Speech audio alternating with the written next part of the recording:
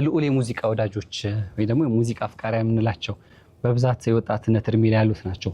በሰራህበት የሙዚቃ ስራዎች ውስጥ የተነሱ ሀሳቦች ናቸው ወጣቶች ወደ አንተ ዙሪያ እንዲመጡ ያደረጉት ወይስ ልዑል ራሱ ፐርሰናሊቲው ነው ወጣቶች ይበልጥ በብዙ መልኩ እንዲቀርቡ ያደረገው?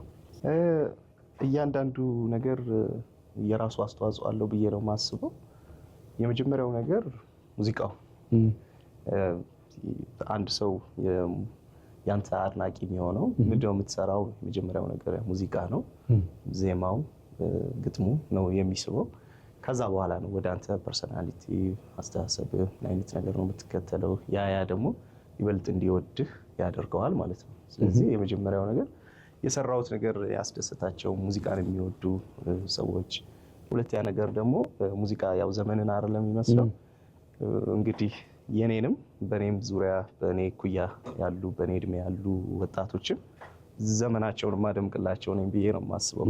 ሰው ከዛ ከሙዚቃ ጋር የተያያዘ ነገር ነው ብዬ ነው የማስበው። በዙሪያ ያሉ በተለይ በሙዚቃው አመታት ውስጥ ከመጣ ያን ያህል ረጅም ጊዜ አይባልም።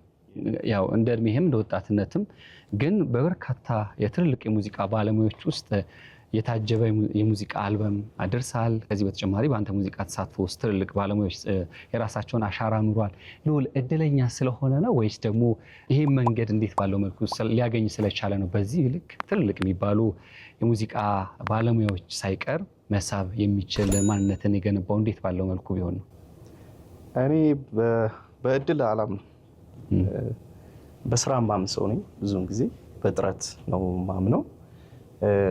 እነዚህ ሰዎች የተሳተፉበት መንገድ ብዬ የማስበው ነገር እድል የሚባለው ነገር ያንተ የግልህ ባህሪህ ነው ብዬ ነው የማስበው። ማለት የምታደርጋቸው ነገሮች ውጤት ነው ብዬ ነው የማስበው።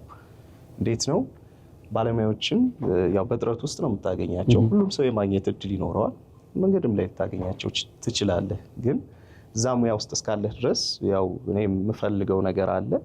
ምን ልስራ፣ ምን አይነት ነገር ፈልጋለሁ ብዬ ስል እነዚህ ሰዎች ያስፈልጉኛል ወደሚለው ነገር መጣለው ማለት ነው። ስለዚህ በማገኛቸው ሰዓት እኔ የማሳየው አቅም፣ እነሱን የማወራበት መንገድ፣ የምፈልገውን ነገር የምገልጽበት መንገድ ከኔ ጋር እንዲሰሩ የራሴ ያለኝ የባህሪ ስነ ምግባር እነሱ በደንብ ኦፕን እንዲሆኑልኝ፣ የኔ ደግሞ ለሙያ ያለኝ ተገዢነት፣ ከዛ ውጪ ደግሞ የፈጣሪ እርዳታ